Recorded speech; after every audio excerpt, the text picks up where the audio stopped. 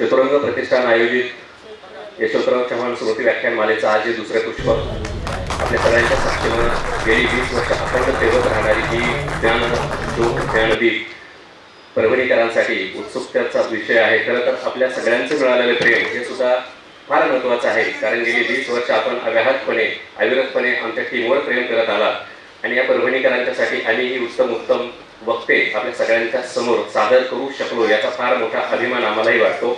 संत परंपरा आणि आजची पिढी वक्ते व्याख्याते माननीय प्राध्यापक गणेश शिंदे सर अहिल्यानगर येथून आपल्या सगळ्यांसाठी आलेले आहेत आणि म्हणून या संत परंपरेची परंपरा अलीकडच्या काळामध्ये चालवलेले प्राध्यापक गणेश शिंदे सरांचा आग्रह झालेला आहे। जोरदार टाळ्यांच्या गजरामध्ये आपण परभणीकर आहोत ते दाखवून देऊया। सर आपलं खूप स्वागत। आपल्या सगळ्यांच्या साठी आनंदाची गोष्ट आहे की सर आपले स्टेजवर आलेले आहेत आणि आम्ही गेली बराच वेळ झाला प्रतीक्षा करतो आहोत की सरांचं इथं आगमन कधी होईल तुम्हाला बघण्यासाठी। सर तुमच्या विचारांचं लोण ऐकण्यासाठी आणि तुमच्या विचारांना आम्ही रसग्रहण करण्यासाठी पूर्ण खचाखच भरलेलो तर आहोतच, परंतु आम्ही स्टेजवर सुद्धा म्हणजे तुम्हाला सुद्धा इथं स्टेजवर व्यवस्थित येता येणार नाही एवढ्या गर्दी करून आम्ही इथे स्टेजवर बसणार आहोत। मी सर्व चतुरंग प्रतिष्ठानच्या सर्व आमच्या टीमला विनंती करतो की आपण सगळ्यांनी समोर यावं जेणेकरून आपल्याला इथेच बसता येईल। पाठीमागे इकडे जागा नाही तर सगळ्या सदस्यांना विनंती आहे की आपण सगळ्यांनी समोर यावं नेहमी सारखं। जेणेकरून या कार्यक्रमाला सुरुवात करूया। कसलाही वेळ न घेता आपण पहिल्यांदा दीप प्रज्वलन करून घेऊया। म्हणून आमचे काही सदस्य आमचे अमोल क्षीरसागर सर आहेत, प्रवीण सोनवणे सर आहेत, सुरेश आलट सर आहेत, अशोक भोसले सर आहेत, शिवाजी वाघमारे सर आहेत। मी या सदस्यांना विनंती करतो की आजचे प्रमुख पाहुणे प्रमुख वक्ते व्याख्याते आदरणीय माननीय श्री गणेश शिंदे सर यांच्या समवेत आपण दीप प्रज्वलन करून घ्यावं। या दीप प्रज्वलनाचा हा सुद्धा एक सोहळा असतो की दीप लावणं हा सुद्धा एक सोहळा असतो। आपण दिवाळीला दीप लावत असतो कारण एक आनंदाचा सोहळा ज्या ठिकाणी आपल्याला आनंद वाटत असतो व्यक्त होत असतो त्या ठिकाणी दीप प्रज्वलित आपण करत असतो। आणि आता सांगितल्याप्रमाणे की तुमच्या आमच्या विचारांचा हा दीप आहे। हा दीप फक्त कार्यक्रमाचा नाही,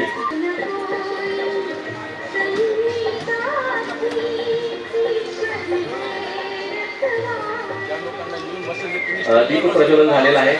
मी मान्यवरांना विनंती करतो की बाकीच्या आमच्या सदस्यांनी आपली जागा घेऊन स्टेजवर जे आपल्या परंपरेनं आपण सुरू केलेलं आहे की आपल्या स्टेजवर बाकीच्या गोष्टींचा फापट पसारा न करता फक्त ज्यांना आपण ऐकण्यासाठी आलेलो आहोत त्यांच्याच विचारांची कास धरून आपण त्यांच्यासाठीच फक्त एक जागा ठेवलेली असते। बाकी आणि कोणत्याही सोपस्काराच्या गोष्टी करत नाही, सगळ्या गोष्टी टाळत असतो। तर आम्हाला कार्यक्रमाच्या अध्यक्षाची सुद्धा कधी गरज नाही वाटत। ज्या गाण्याचा उल्लेख मगाशी मी बोलत असताना केला, या गाण्याचे कवी गणेश शिंदे सर आहेत। हे गाणं त्यांनी लिहिलेलं आहे।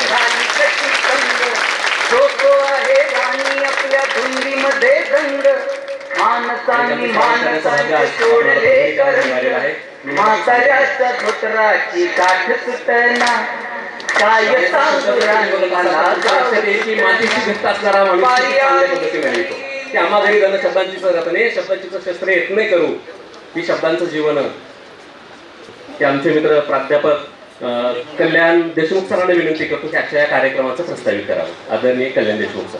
धन्यवाद सर। चतुरंग प्रतिष्ठान परभणी आयोजित यशवंतराव चव्हाण स्मृती व्याख्यानमाला 2024 दुसरा दिवस आजचं पुष्प गोखण्यासाठी अहिल्यानगरहून प्रभावती नगरीमध्ये सादर निमंत्रित महाराष्ट्रातील ख्यातनाम वक्ते संत साहित्याचे अभ्यासक सन्माननीय प्राध्यापक गणेशजी शिंदे सभागृहात विराजमान प्रभावती नगरीतील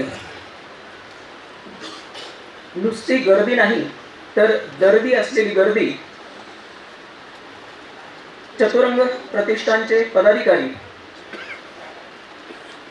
आजच्या व्याख्यानाच्या निमित्तानं आजच्या वक्त्यांना या व्याख्यानमालेची थोडीशी माहिती व्हावी या हेतूनं प्रास्ताविक करण्यासाठी मी आपल्यासमोर उभा आहे। मी मान्यवर वक्त्यांना आणि सभागृहातील सर्व सन्मानित श्रोत्यांना सांगू इच्छितो की कोणत्याही कालावधीमध्ये समाज मनाच्या भावनेला, रुचीला, मतीला, नीतीला, गतीला आणि प्रगतीला दिशा देण्याचं काम, वळण लावण्याचं काम हे समाजातील जाणते, नेणते, विचारवंत, बुद्धिवंत, ज्ञानवंत आणि विवेकवंत यांनी करायचं असतं. आणि अशा विचारवंतांना, बुद्धिवंतांना, ज्ञानवंतांना व्यासपीठ उभं करून देण्याचं काम प्रभावती नगरीमध्ये चतुरंग प्रतिष्ठानने केलेलं आहे. सरांना मला सांगायला आनंद वाटेल की 20 वर्षापासून अव्याहतपणे ही व्याख्यानमाला इथे चालते. सरासरी 1 वर्षी 2 व्याख्याते जरी गृहीत धरले तरी 40 व्याख्याते आतापर्यंत या व्याख्यानमालेत आपलं ज्ञानाचं भांडार खुलं करून परभणीकरांच्या ज्ञान साधनेमध्ये, प्रगतीमध्ये ज्यांचं योगदान लाभलेलं आहे त्यांना भरभरून प्रतिसाद देण्याचं कार्य प्रभावती नगरीतील श्रोत्यांनी केलेलं आहे. मुख्यतः आमच्या व्याख्यानमालेत ज्या 4 क्लासचे दर्जाचे वक्ते येऊन गेले त्यामध्ये सर्वप्रथम कर्तृत्व, दुसरं दातृत्व, तिसरं नेतृत्व आणि चौथं वक्तृत्व या क्षेत्रातले व्याख्याते या व्यासपीठावर येऊन गेलेले आहेत. प्रातिनिधिक स्वरूपात सांगायचं झाल्यास कर्तृत्वाच्या क्षेत्रामधले मारुती चित्तमपल्ली, पोपटराव पवार, सिंधुताई सपकाळ असे वक्ते या व्यासपीठावर आपल्या अनुभवाची शिदोरी आमच्या श्रोत्यांना वाटण्यासाठी आलेले होते. नेतृत्वाच्या क्षेत्रामध्ये मग ते राजकीय असेल, सामाजिक असेल, कुमार सप्तऋषी, प्राचार्य अरुण अडसूळ, राजू शेट्टी यांच्यासारख्या वक्त्यांनी इथे हजेरी लावलेली आहे. खास करून दातृत्वाचं क्षेत्र, ज्या क्षेत्रामध्ये डॉक्टर कोले, स्मिता पुणे, त्यानंतर मुनोज कुटुंब, त्यानंतर सागर रेड्डी यांनी आपल्या आपल्या परीने समाजात दातृत्वाचं एक वेगळं परिमाण उभं केलं असे वक्ते सुद्धा या व्यासपीठावर येऊन गेले. आणि शेवटचा टप्पा आहे वक्तृत्वाचा. या क्षेत्रामध्ये आदरणीय लवटे सर, अरविंद जगताप, अविनाश कळमकर अशी ख्यातनाम वक्ते महाराष्ट्रातले या व्यासपीठावर येऊन गेलेले आहेत. मी प्रातिनिधिक स्वरूपात काही नावं इथे घेतलेली आहेत. अशा वक्त्यांच्या श्रेणीमध्ये खऱ्या अर्थानं आज आनंदाची गोष्ट आहे, विविध विषय या व्यासपीठाला वक्त्यांसाठी दिलेले होते. आणि सर्वप्रथम संत साहित्यावर आपल्यासारखा महाराष्ट्रातला नामांकित वक्ता शब्द प्रभू आम्हाला लाभलेला आहे, त्याबद्दल मी परत एकदा आपलं या ठिकाणी स्वागत करतो. बरी व्याख्यानमाला अभ्यासपणे 20 वर्ष चालते. एवढा खटाटोप करून या व्याख्यानमालेचं काही फलित आहे की नाही हाही प्रश्न समोर बसलेल्या प्रेक्षकांना, रसिक श्रोत्यांना आणि आजच्या वक्त्यांना सुद्धा पडू शकतो. म्हणून मला अभिमानाने असं सांगावं असं वाटतं की गेल्या 20 वर्षामध्ये प्रभावती नगरीच्या क्षेत्रामध्ये जे वरचे 3 क्षेत्र मी आपल्या समोर मांडले, कर्तृत्व, नेतृत्व, दातृत्व आणि वक्तृत्व, या क्षेत्रामध्ये काम करणारी नवी पिढी आमच्या परभणीमध्ये निर्माण झाली. आदरणीय कांतराव काकांच्या स्वरूपात या 4ही अंगाला स्पर्श करणारा व्यक्ती आमच्याकडे निर्माण झाला. त्यांच्याच बाजूला बसलेले आमचे प्रभावती नगरीतील जिल्हा परिषदेचे उप कार्यकारी अधिकारी यादव साहेब यांचं, ओमप्रकाश यादव साहेब यांचं सुद्धा योगदान समाजामध्ये खूप मोठं आहे. त्यानंतर साहित्याच्या क्षेत्रामध्ये आमच्या कुटुंबातील, परिवारातील बरीच मंडळी आज महाराष्ट्रात योगदान देत आहेत. कलेच्या क्षेत्रामध्ये आमच्या मंडळी योगदान देत आहेत. अशा सर्व क्षेत्रामध्ये इथे योगदान दिलं जातं. आणि नव्या पिढीला आदर्श व्हावा म्हणून इथून पुढे आमच्या अध्यक्षांचं एक मानस आहे की नेतृत्वाच्या क्षेत्रामध्ये थोडी पोकळी परभणीमध्ये दिसते. आम्ही आजही उपऱ्यांच्या जीवावर परभणीचं राजकारण चालवत आहोत किंवा चालतं. ती पोकळी दूर करून टाकण्यासाठी इथून पुढं प्रभावती नगरीमध्ये चतुरंग प्रतिष्ठानच्या वतीनं महाराष्ट्रातील ख्यातनाम जी काही तरुण राजकारणी आहेत त्यांच्यासाठी एक कट्टा निर्माण करावा, त्यांचे अनुभव इथं आम्हाला मिळावेत, या हेतूनं एक नवी गोष्ट इथं लागू करण्याची गरज आम्हाला वाटते. तर खऱ्या अर्थानं आज जी तरुणाई इथं बसलेली दिसते ह्याच्यातून एक महत्त्वाचं फलित मला इथं सांगावं असं वाटतं की कीर्तनाच्या क्षेत्रामध्ये इंदुरीकर महाराज जेव्हा कीर्तन करायला लागले तेव्हा बरेच कीर्तनकार त्यांना टोमणी मारायला लागले की हे विनोद सम्राट आहेत. पण मला आदरणीय रामायणाचार्य ढोक महाराजांचं वक्तव्य त्यांच्याबाबत तिथं नमूद करावं असं वाटतं की ढोक महाराज म्हणतात की बुवानी, त्यांना बुवा शब्द वापरतात, बुवांनी तमाशाच्या फडात जाणारी माणसं कीर्तनात आणून बसवली, हे त्या कीर्तनकारांचं श्रेय आहे.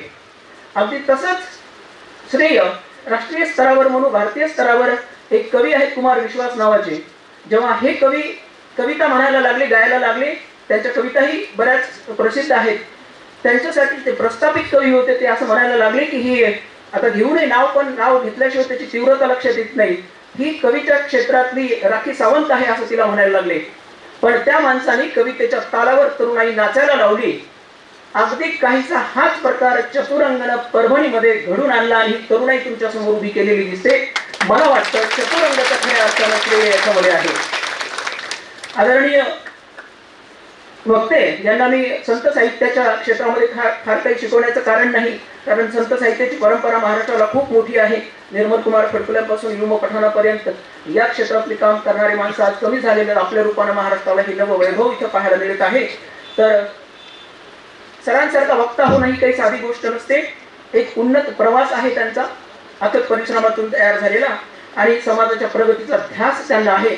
अशा प्रगतीचा ध्यास असणाऱ्या आमच्या वक्त्यामुळं आज आमच्या चतुरंगसाठी हा खास दिवस आहे. तर मी पुन्हा एकदा आजच्या वक्त्यांचे स्वागत करून त्यांना हा मंच खुला करून देत आहे. आपण आमच्या रसिक श्रोत्यावर आपल्या शब्द सुमनाने, आपल्या मधुर वाणीतून एक ओलचिंब करावं, त्या जलधारा असतील शब्दांच्या त्या इथं बसाव्यात, आणि इथला प्रत्येक व्यक्ती एक चांगली आठवण घेऊन घरी जावा ही आपल्या समोर एक विनंती आहे.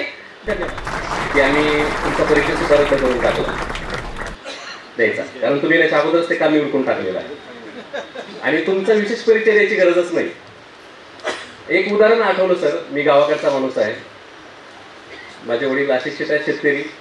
एक मिनिटाचं उदाहरण देतो आणि सरांना पाचारण करतो की शेतामध्ये मी लहान असताना ते मला घेऊन गेले आणि एक बाबळ वाढलेली होती, मी आबाळ म्हणत असतो वडिलांना. ते म्हणले आपण ह्या बाबळीला विकून टाकूयात, 1000-1500 रुपये येतील. मी म्हणलं याला एवढे पैसे का बरं येतील? ते म्हणले हे अंगानं टणक आहे म्हणून त्याला तेवढे पैसे येतील. अजून थोडं पुढे गेल्याच्या नंतर एका झाडावर हात ठेवला मी आणि म्हटलं याला किती येतील? ते म्हणजे याला किमान त्या काळात, आता बरेच वर्षाची घटना आहे, म्हणजे किमान 10,000 तरी येतील. म्हणजे याला 10,000 काय येतील? कारण म्हटले हे अंगानं सुगंधित आहे. सुगंध ज्याच्या अंगाचं लक्षण आहे अशा विचारांच्या माणसाला आज आपण बोलवतो. आणि म्हणून सुगंध तुमच्या आमच्यासाठी देणारा एक व्यक्ती अत्यंत साध्यापणामध्ये जरी आपल्याला दिसत असलं तरी आपण युट्यूबवर त्यांना पाहून तो म्हणजे प्राध्यापक गणेश शिंदे सर आपल्याला आपले घरचेच वाटतं, इतके ते साधे झालेले आहेत, आपल्यासाठी सगळ्यांचे परिचयाचे झालेले आहेत युट्यूबवरच्या माध्यमातून. सर तुम्हाला पाचारण करण्याच्या पूर्वी तुमच्यासाठी पुन्हा एकदा, मगाशी तुम्ही येण्यापूर्वी 2 गझलेच्या ओळी माझ्या मनात म्हटल्या होत्या की इतके साधे कधीच नसते साधा होणे, इतके साधे कधीच नसते साधा होणे, कृष्णाबाई जमले नाही राधा होणे. कृष्णाच्या ठिकाणी कृष्ण आहे, राधेच्या ठिकाणी राधा आहे, संतांच्या ठिकाणी संत आहेत, तरुण पिढीच्या ठिकाणी तरुण पिढी आहेत. आणि तुमच्या आमच्यामधला हा दुवा जोडण्याचं काम करण्यासाठी एक व्यक्ती इथं आलेला आहे आणि त्या व्यक्तीला अत्यंत सन्मानपूर्वक मी इथं पाचारण करतो.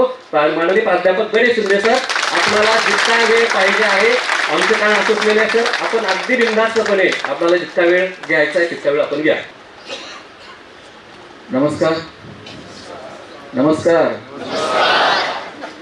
खरं तर आज या व्याख्यानमालेच्या निमित्तानं आपल्या सगळ्यांशी संवाद साधण्याची संधी मिळाली.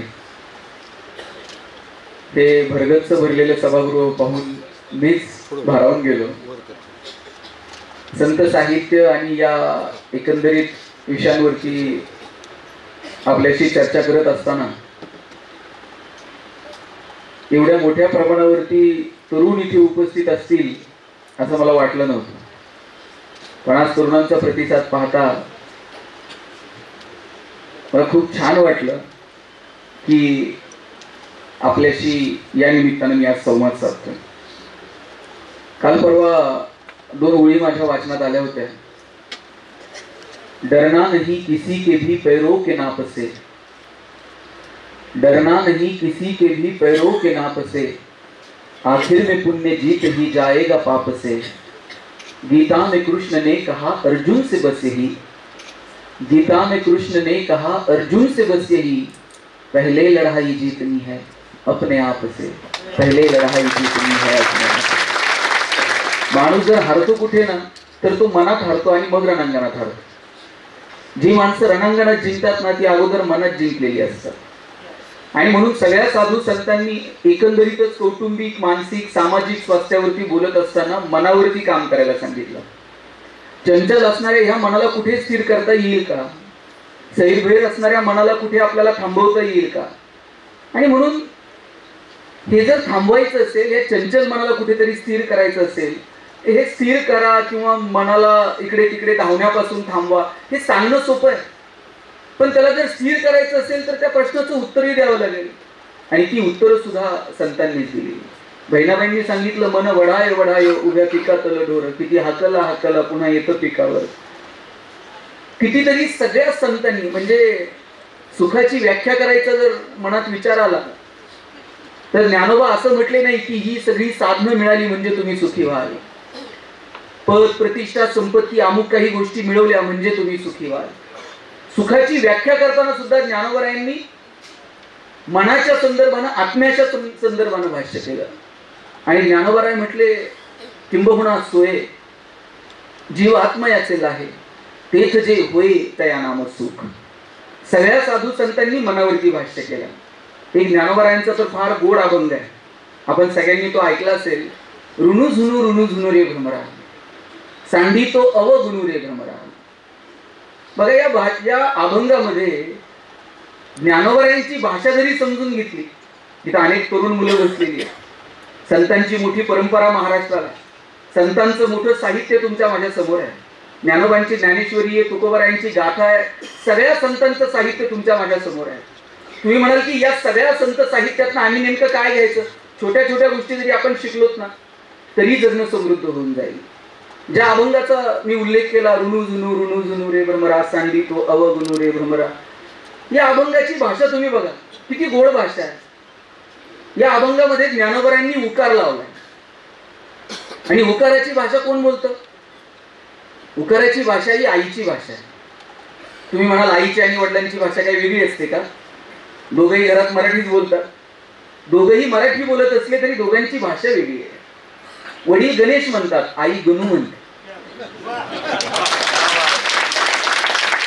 वडील बाळासाहेब म्हणतील, आई उकार म्हणते।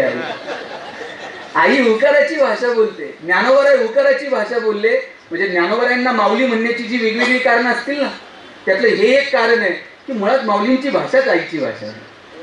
किती गोड अव गुणू, आपण गुणी माणसाला नीट बोलत नाही साहेब।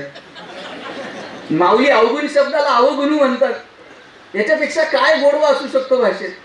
ज्ञानोबरायांच्या बोलण्यातला गोडवा जरी आम्ही अवगत केला ना तरी इथं बसलेल्या सगळ्यांचं जगणं सुंदर होऊन जाईल। कसं बोलावं? माऊली सांगतात साचा निमवा मितुल्या आणि रसा, शब्द जैसे कल्लोळ अमृताचे। ज्ञानोबरायांनी सांगितलं अमृताचे कल्लोळ बाहेर पडावेत असं बोला। आता आम्ही कसं बोलतो? माऊली सांगतात अमृताचे कल्लोळ बाहेर पडावेत अशी आमची भाषा असावी। आणि आमचं बोलणं कसं आहे? पेशंट चेक करायला डॉक्टर आले, डॉक्टर पेशंटला सांगत होते चांगलं चुंगलं खात जा, खाण्यापिण्यावर 2 रुपये खर्च करा। बायको बाहेर पडत आली, म्हणली डॉक्टर तुम्हीच सांगा यांना, हे खायला प्यायला पैसे खर्च करत नाही। मग म्हणे असं डॉक्टरच्या मड्यावर पैसे घालायला। काय भाषा, काय भाषेचं सौंदर्य।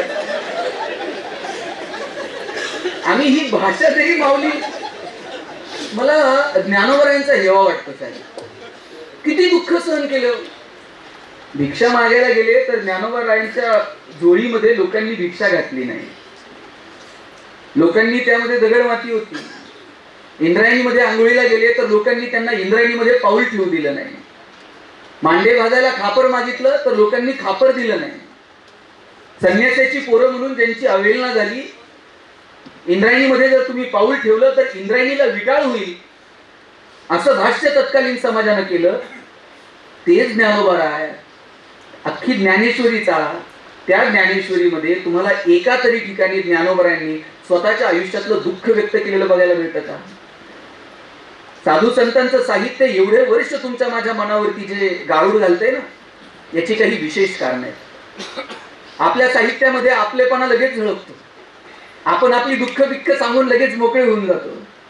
पण इथे ज्ञानोबांनी ज्ञानेश्वरीमध्ये एवढा वाव असताना किंचितही दुःख स्वतःच व्यक्त केलेलं पाहायला मिळत नाही. म्हणजे मला नामदेवरायांचे आपल्या सगळ्या मराठी माणसांवरती फार उपकार आहेत. ज्ञानोबारायांनी जर ज्ञानेश्वरांचं चरित्र जर तुमच्या माझ्यासमोर मांडलं नसतं, ज्ञानोबारायांनी जे आदी, तीर्थावली आणि समाधी या 3 माध्यमातून नामदेवरायांनी जे ज्ञानोबारायांचं चरित्र मांडलं, म्हणून आपल्याला किमान ज्ञानोबारायांचं चरित्र समजू तरी शकलं.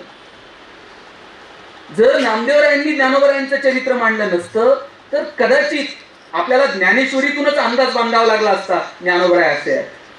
आणि तो कदाचितही लागला नसता, कारण कुठेही स्वतःवरती झालेला अन्याय किंवा दुःख याविषयी ज्ञानोबराय ज्ञानेश्वरीमध्ये भाष्य करत नाही.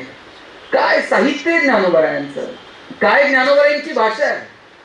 ज्या मनावरती मी बोलत होतो त्या मनाला ज्ञानोबरायांनी सांगितलं, ऋणू झुनू रे भ्रमरा, सांडी तो अवगुणू रे भ्रमरा.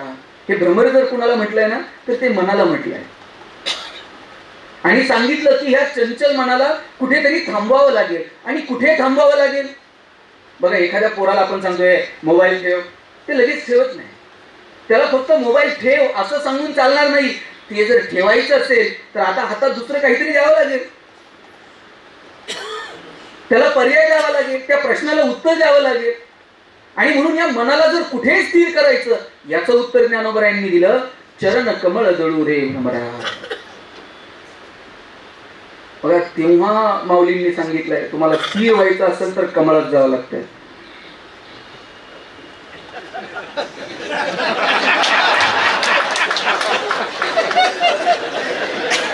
तुमच्या जे मनात आहे ते माझ्या ओठांवर नाही. ज्ञानोबरायांनी संतांना कमळ असं संबोधलेलं आहे आणि सांगितलं तुम्हाला कुठे जावं लागेल, संतांच्या चरणाजवळ जावं लागेल. आणि म्हणून ज्ञानोबरायांची भाषा समजून घ्या, ज्ञानोबरायांचा भाषेतला गोडवा समजून घ्या, ज्ञानोबरायांच्या मनातली व्याकुळता समजून घ्या. आणि दुसरी गोष्ट मला काय ज्ञानोबरायांचा हेवा का वाटतो माहिती आहे? ज्ञानोबरा हे बंडखोर संत आहेत. बंड पुकारले ज्ञानोबरायांनी. मगाशी प्रास्ताविकामध्ये बोलताना तुम्हा तरुणांकडनं बंडाची अपेक्षा, क्रांतीची अपेक्षा संयोजकांनी व्यक्त केली. मला वाटतं हे बंड पुकारण्याचं धाडस ज्ञानोबरायांनी काय वयात दाखवलं बघा. काही जुन्या गोष्टी ज्या चांगल्या आहेत त्या स्वीकारल्या पाहिजे, ज्या चुकीच्या आहेत त्याला मूठमाती दिली पाहिजे, नाविन्य स्वीकारलं पाहिजे. आज घरी गेल्यानंतर तुम्ही थोडीशी आडगळीची माळ्यावरची जागा जरा बघा. त्या माळ्यावरती आपण किती गोष्टी साठवून ठेवल्यात. सुट्टीच्या दिवशीच्या सगळ्या गोष्टी बाहेर काढा आणि बघा यातलं कामाचं काय आहे, यातल्या बिनकामाच्या किती गोष्टी आपण जपून ठेवलेल्या आहेत. ज्या कामाच्या नाहीत त्या सोडून द्या आणि ज्या कामाच्या असतानाही माळ्यावर ठेवल्यात, विचार करा ह्या का ठेवल्या असतील. जर कामाच्या असतील तर काही नाविन्य स्वीकारण्यासाठी धाडस केलं पाहिजे. जुन्या ज्या चांगल्या गोष्टी आहेत त्या आपण आपसूकपणे जपल्या पाहिजेत आणि त्याला प्रेरणा प्रोत्साहन दिलं पाहिजे. जुनं काय सोडावं ते कळत नाही, नवीन काय स्वीकारावं ते उमगत नाही. अरे ज्ञानोबरायांनी काय धाडस दाखवलं. गीतेसारखा महान ग्रंथ जो संस्कृत मध्ये होता, ज्ञानोबरायांना खात्री आहे की भगवान श्रीकृष्णानं सांगितलेली गीता पुढचे हजारो वर्ष तरुणांना प्रेरणा देऊ शकेल. अरे अर्जुन शूरवीर आहे, प्रचंड धाडसी आहे, जगातला सगळ्यात श्रेष्ठ धनुर्धारी आहे, पण ऐन मैदानात आल्यावरती कच खातोय. ऐन मैदानात आल्यानंतर त्याला बाण सोडायचा की नाही, हे धर्माधर्माचं युद्ध लढायचं की नाही, किती किती प्रश्न अर्जुनाला. आणि अशा अस्वस्थ असणाऱ्या मनाला त्या काळी भगवंतानं गीता सांगितली आणि त्याच्या हातामध्ये धाडस निर्माण केलं. मगाशी आपण म्हटलात ना, आम्हा घरी धन शब्दांची करत नाही, शब्दांची तर शस्त्रे यत्न करू. शब्दाला शस्त्र का म्हटलंय हे काय म्हणजे भगवान श्रीकृष्णानं असा धनुष्य हातात दिला नाही आणि ओढ चल आता. अरे स्वतःच्या शब्दांचा असा काय रुबाब गाजवला, काय भगवंताचं सामर्थ्य त्या वक्तृत्वाचं, की त्या वक्तृत्वाचं सामर्थ्य एवढं की अर्जुनानं आपसूकपणे आता हातात धनुष्य उचलला आणि सांगितलं, भगवंता मी तयार आहे आता युद्धासाठी. शब्द शस्त्र म्हणून पुढे आले. मला जगात 2 वक्ते, आपण अनेक वक्त्यांची मानली आहे इथे सांगितली, मला या जगात 2 वक्ते फार महान वाटतात. एक भगवान श्रीकृष्ण आणि दुसरे ज्ञानोबा. भगवंतानं गीता सांगितली कुठे सांगितली? कुरुक्षेत्रामध्ये. असा छान हॉल होता का? वक्त्याला छान माईक बीक मस्त सत्कार वित्कार, आता सगळे श्रोते बसलेत आणि भगवंत आता सुरू करा तुम्ही गीता सांगायला. जिथे आता शंख फुंकले जातील, आता जगातले सगळे योद्धे एकमेकांवर तुटून पडतील, रक्ताचा पाठ वाहील, मृत्यूचा असा तांडव समोर उभा राहील, आणि अशा परिस्थितीत भगवान श्रीकृष्ण अर्जुनाला सांगतात, ऐक मला काय म्हणायचंय.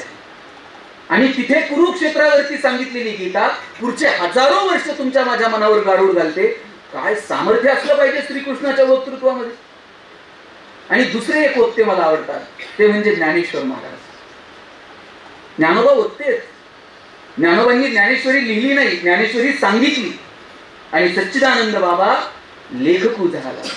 ज्ञानोबांनी ज्ञानेश्वरी सांगितली आणि सच्चिदानंद बाबांनी लिहिली. आणि काय हेवा वाटतं माहिती ज्ञानोबांच्या वक्तृत्वाचा. इथं अनेक शिक्षक मंडळीत, मी आता आल्यानंतर भेटलो अनेकांना. आपल्यापैकी कुणी मला असं धाडसानं सांगावं, उद्यापासून 4 पोरं माझ्याकडे आणून सोडा आणि त्यांचं कल्याण झालं म्हणून समजा. मी पुण्यावरून गाडी करतो. पण काय धाडस आहे ज्ञानोबरायांचं, काय आत्मविश्वास आहे. ज्ञानोबराय सांगतात, तरी अवधान ऐकले तिचे मग सर्व सुखाशी पात्र होईचे, आणि हे प्रतिज्ञोत्तर माझे उघड ऐका. मी हे असं तसं सांगत नाही, प्रतिज्ञा घेऊन सांगतो. हे ज्ञानोबरायांची प्रतिज्ञा आहे. आपल्याकडे पण प्रतिज्ञा असते. रोज शाळेत रोज प्रतिज्ञा असते की नाही? प्रतिज्ञा एकदाच घ्यायची असते ना आयुष्यभर पाळायची असते. बरं आपल्याकडे रोज आहे, कारण सरांना माहित असते हे रात्रीतनं विसरते, उद्या परत द्यावी लागणार. कारण पोराचं प्रतिज्ञेत लक्षच नसतंय. ते याच्या खांद्यावर हात ठेवल, ते त्याच्या खांद्यावर हात ठेवल. प्रतिज्ञा कधी संपेल याकडेच आमचं लक्ष असतं. ज्ञानोबाराय प्रतिज्ञा घेऊन सांगतात, एकदा माझ्याकडे लक्ष द्या आणि सगळी सुख तुमच्या दारात लोळून घेतली. काय कमालीचा आत्मविश्वास आहे. हे आम्हाला उगाच वाटतं. तुमच्यासारखी 4 लोक कौतुक करायला लागली ना, आम्हाला वाटतं आम्ही एकदम भारी बघते. मग आम्ही पण हवेत. एक दिवशी मी असं हवेतच वडिलांना म्हटलं, आता मी इथून पुढे व्याख्यान वगैरे करणार नाही. पुढे म्हटले काय झालं? म्हटलं समाज जर बदलणार नसेल तर आपण का बोलायचं? वडील मला म्हटले, ते समाज सुधारायचं तेव्हा सुधरल. बोलून बोलून तो एकटा जरी सुधारला ना,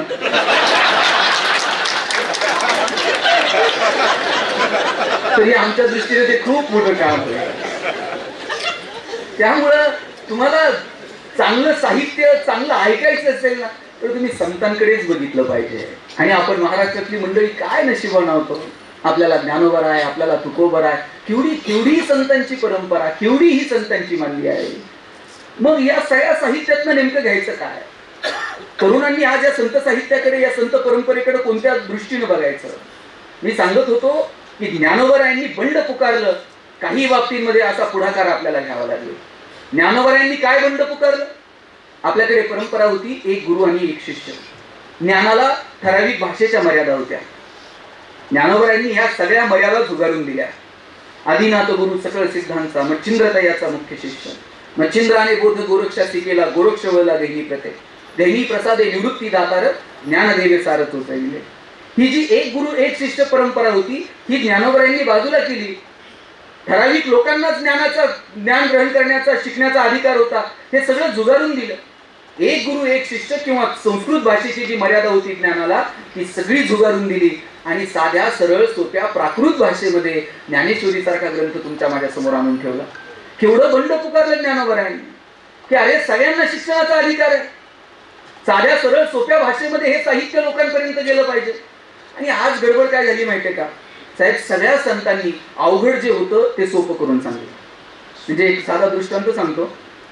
ज्ञानोबरायांचे हे धाडस काय? म्हणजे एकदा नारद मुनी असं पृथ्वीवरती फेरफटका मारून भगवंताकडे गेले आणि म्हटले, देवा तुम्ही गीता सांगितली खरी, पण तिचा फारसा उपयोग झालेला बघवत नाही. देवाने विचारलं, मी गीता सांगितली आणि तिचा उपयोग झाला नाही असं म्हणतात, हे असं कसं? म्हणजे देवा तुम्ही गीता सांगितली खरी, पण ती बहुतांशी लोकांना समजली नाही. आणि ज्यांना समजली त्यांनी चुकीचे संदर्भ देऊन पुढच्या पिढ्यांपर्यंत पोहोचवली. म्हणजे झालं काय? म्हणजे मी आत्ता पृथ्वीवरती फेरफटका करून आलो. एका ठिकाणी 4-6 लोक काम करत होती. दिवसभर ते राबले आणि जाताना त्या ठेकेदाराला त्या कामगारांनी विचारलं, आमचा काय पगार असेल ते आम्हाला देऊन टाक. त्या ठेकेदारानं कामगारांना सांगितलं, तुम्हाला गीता कळते का? भगवान श्रीकृष्णानं सांगितलंय, फळाची अपेक्षा न करता काम करा. जा घरी म्हणला, उद्या परत या. तेव्हा आता हातात शस्त्र नव्हे, हातात शास्त्र घेऊन जन्माला यावं लागेल.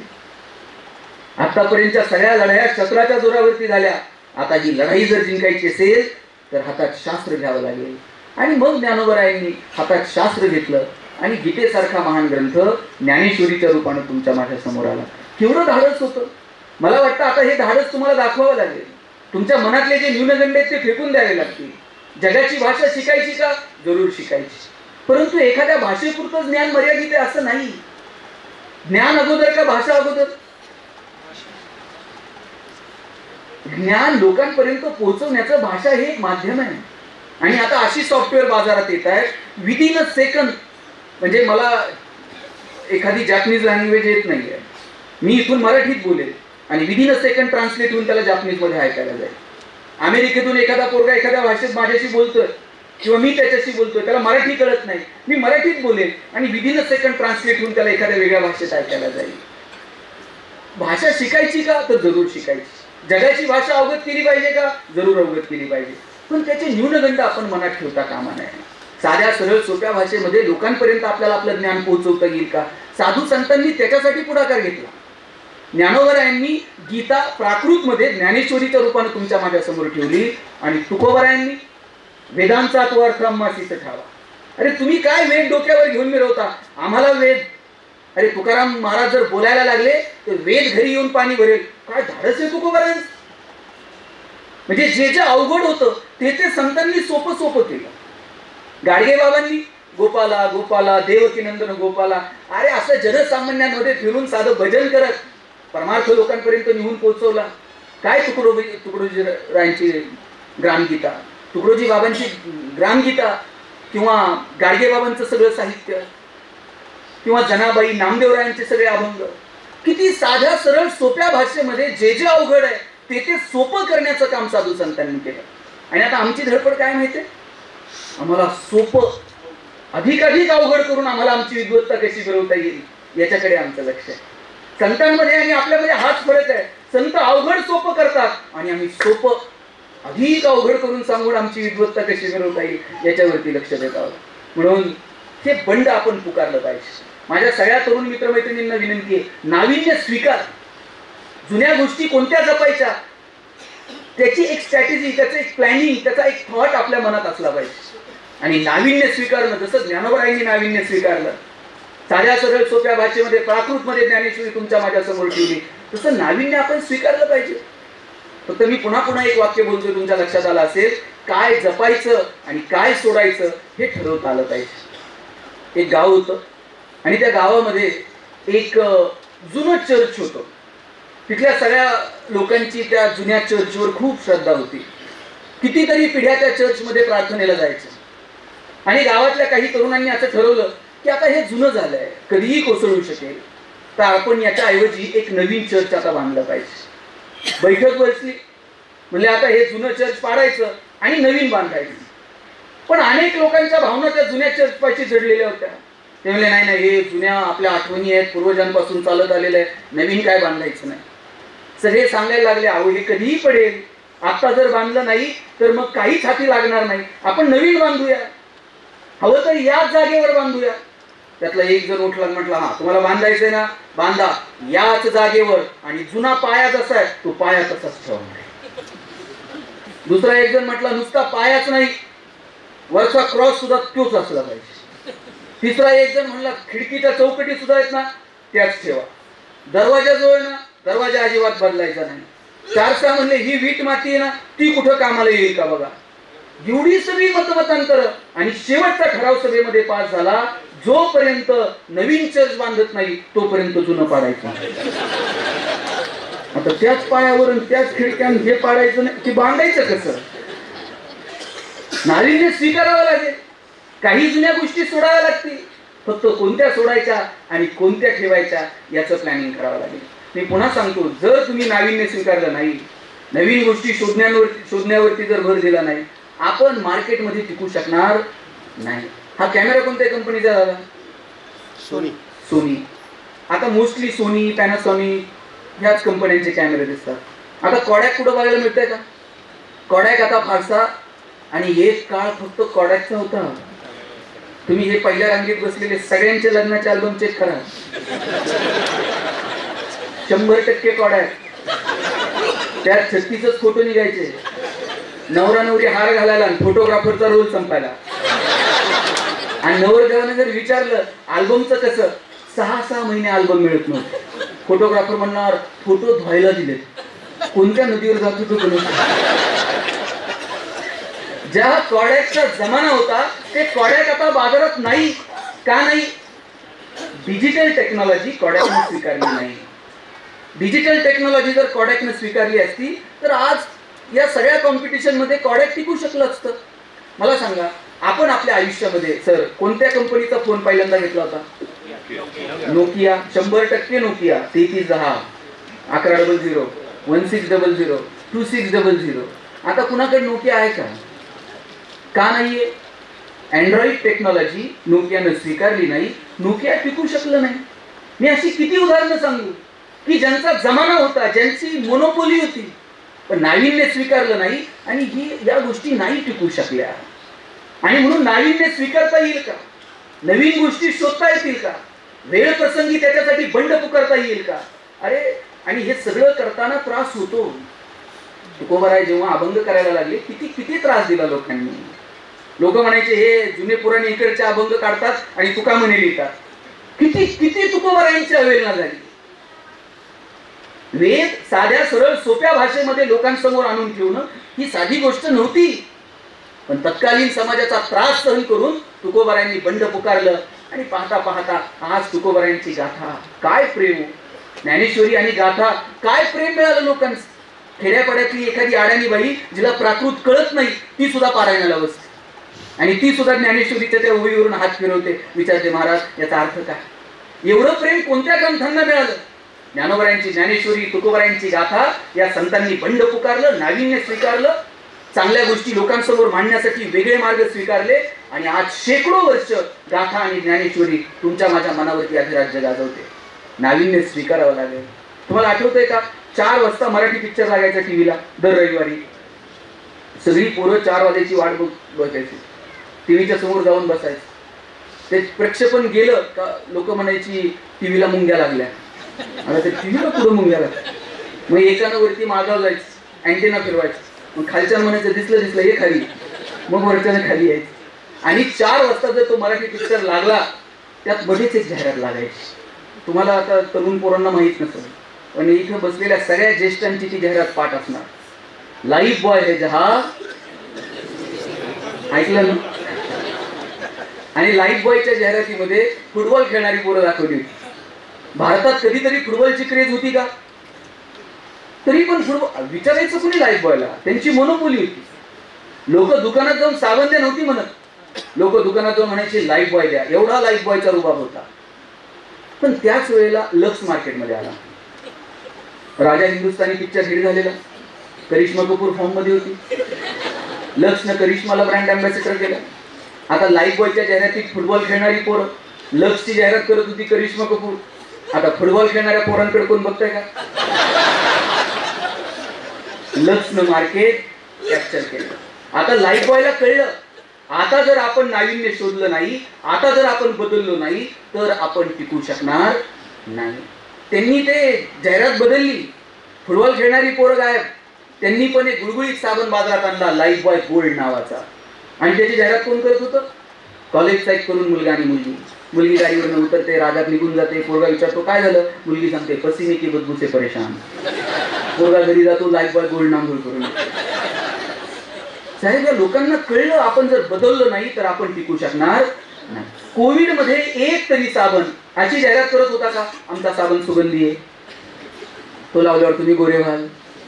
कोविड मध्ये कुणाला गोरे व्हायचं पडलं होतं?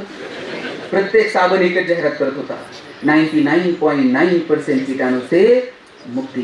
कोविडमध्ये संतूर मम्मी बिम्मी काही नव्हतं, फक्त किटाणू आणि मुक्ती. आणि मला ताई मोती साबणाचं गणित अजून समजलेलं नाही.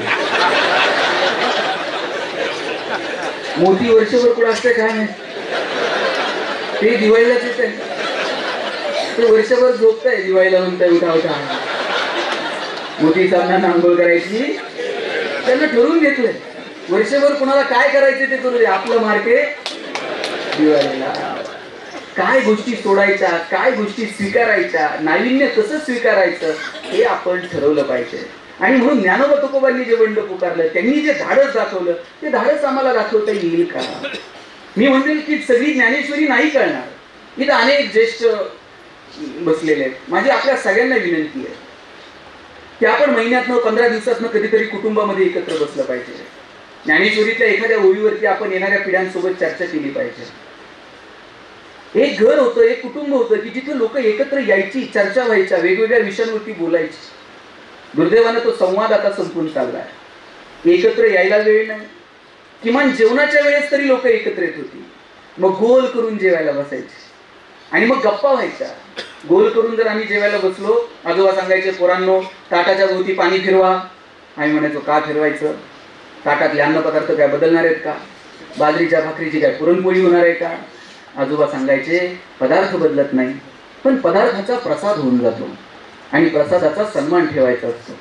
आजोबा सांगायचे जेवायला बसलात ना, आता आभार माना. म्हटलं कुणाचे आभार मानायचे? ते म्हणायचे ज्यानं पिकवलं त्या शेतकऱ्याचे आभार माना, तिनं शिजवलं त्या तुमच्या आईचे आभार माना, आणि ज्यानं भूक दिली त्या भगवंताचे आभार माना. संध्याकाळी गप्पा व्हायच्या. आजोबा काहीतरी गोष्टी सांगायचे. मी जर म्हटलं ना मी आज या विषयावरती बोललो, तर अरे तू काय सांगतो? याच्यावरती ज्ञानोबा असं म्हणतात, याच्यावरती तुकोबा आहे असं म्हणतात. आजी आजोबा कुटुंब या सगळ्यांना बरं, प्रत्येकाला संसार होते, प्रत्येकाच्या महत्वाकांक्षा होत्या, प्रत्येकाची काहीतरी स्वप्न होती, भौतिक गोष्टी मिळवायच्या होत्या, प्रगती करायची होती, आर्थिक उन्नती साधायची होती. पण हे सगळं करत असताना वेळ होता एकत्र यायला, बोलायला. पण आता दुर्दैवानं आम्ही इतके टेक्नोसेव्ही झालोय. टेक्नॉलॉजी स्वीकारली पाहिजे का? जरूर स्वीकारली पाहिजे. तुम्ही नवनवीन तंत्रज्ञान अवगत केलं पाहिजे का? जरूर अवगत केलं पाहिजे. पण काही ज्या गोष्टी आहेत, ज्या स्थिरावणाऱ्या आहेत, ज्या आपल्याला मानसिक स्वास्थ्य देणाऱ्या आहेत, त्या गोष्टींवरती आपण काम करतोय का? आपण आपल्या येणाऱ्या पिढ्यांना ज्ञानोबराय तुकोबराय सांगितले का? आपण येणाऱ्या पिढीला किमान ज्ञानोबरायांचं पसायदान सांगितलं का? मी म्हणतो सगळी ज्ञानेश्वरी नाही कळणार, त्यातली एखादी तरी ओवी समजेल, एखादी तरी ओवी आम्हाला आमच्या आयुष्यामध्ये अनुभवता येईल. पण आता सांगायला वेळ नाही आणि ऐकायलाही वेळ नाही. एक पिढी होती साहेब, जी नातवाला गोष्ट सांग म्हटलं तर काही ज्ञानोबा तुकोबांच्या गोष्टी सांगायच्या, रामकृष्णाच्या गोष्टी सांगायच्या. त्याच्यानंतरची एक पिढी आली, ते आजोबा जर नातू जर म्हटलं बाबा गोष्ट सांगा, तर मग ते राजा राणीच्या गोष्टी सांगायला लागले. एक राजा, त्याच्या 2 राण्या, एक आवडती एक नावडती. आता आज्यानं असं सांगितल्यावर पोरग तेच करतोय कॉलेजला. एक राजा 2 राण्या, एक आवडती एक नावडती. गहू पेरून ज्वारी उगवते का? ज्वारी पेरून हरभरा उगवते का? आपण जे पेरणार आहोत ते येणाऱ्या पिढ्यांच्या बाबतीमध्ये उगवणार आहे. म्हणून काय पेरायचं ते ठरवा. मी स्वतःला नशिबवान समजतो. मला 10-12 वर्ष माझ्या आजोबांचा सहवास लाभला. छोटंसं घर होतं आमचं. आजोबा असे क्वार्टर झोपायचे, मी खाली झोपलेलो असायचो. कितीही रात्री मी कुठून कार्यक्रमावरून काही निमित्तानं उशिरा आलो, आजोबा जागे असायचे माझ्यासाठी. आणि रात्री गेल्यानंतर ते म्हणायचे पाठीवर जरा पाय दे. मग आपण पाठीवर पाय द्यायचा आणि तासन तास त्या पाठीवरती उभा असायचो. आणि ते गप्पा मारत मारत मला सांगायचे, अरे माऊली असं म्हणतात, अरे तुकोबराय असं म्हणतात. मी नशिबवान समजतो की मला त्या छोट्याशा घरात, त्या पत्र्याच्या छोट्याशा खोलीमध्ये 10-12 वर्ष मला माझ्या आजोबांचा सहवास लाभला. आणि ज्यांच्यामुळे माझ्या कानावरती माऊली तुकोबराय हे शब्द तरी किमान पडू शकले. मला आळंदीविषयी आकर्षण निर्माण झालं, मला देहूविषयी आकर्षण निर्माण झालं. मला वाटलं आपण आळंदीला गेलं पाहिजे आणि नुसतं तिथं समाधीवरती डोकं टिकून नाही, तर आपण ज्ञानोबराय समजून घेतले पाहिजे, तुकोबरायांना आपण समजून घेतलं पाहिजे. ही भावना किमान निर्माण झाली आणि त्याच्यासाठी तशी प्रेरण करण्यात माझ्या आजोबा थोड्या बहुत प्रमाणात ते संस्कार माझ्यावरती करण्यात मी म्हणतो की किमान त्या रांगेला घेऊन जाण्यासाठी कुठेतरी तो हातभार लागला. मला विनंती आहे आता आमच्या मागच्या ज्या पिढ्या आहेत त्यांना, की आपण येणाऱ्या पिढ्यांना हे विचार आपण सांगितले पाहिजे. काय ज्ञानोबरायांची ज्ञानेश्वरी, काय ज्ञानोबरायांचं पसायदान. साहेब विश्वाची प्रार्थना ठरावी, इतकं गोड आहे पसायदान.